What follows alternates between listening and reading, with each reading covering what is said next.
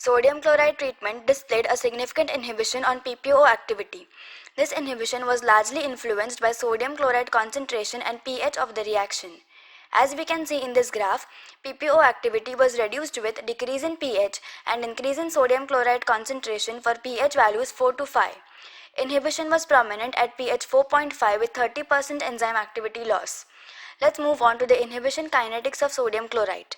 Here, inhibition was studied graphically using Dixon plots and Lineweaver-Burke plots. Inhibition of PPO by sodium chloride was determined by using three different concentrations of substrate, that is catechol, at pH 5. In Dixon plots, we can see that extrapolated lines for 1 by V versus concentration of sodium chloride intersected one another near the x-axis.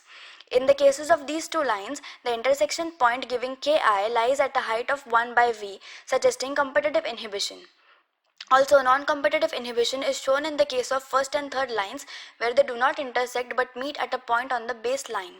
These two situations thus suggested sodium chloride acting as a mixed inhibitor. Mixed inhibitors can bind not only with free enzyme but also with enzyme substrate complex at a site other than the active site.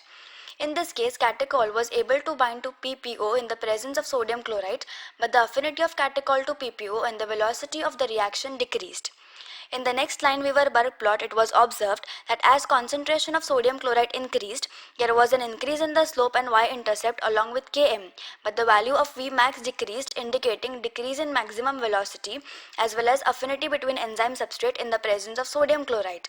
Thus, this graph further confirmed that sodium chloride acted as a mixed inhibitor. Further moving on to investigate the effect of sodium chloride on PPO and catechol, both were pre-incubated with sodium chloride.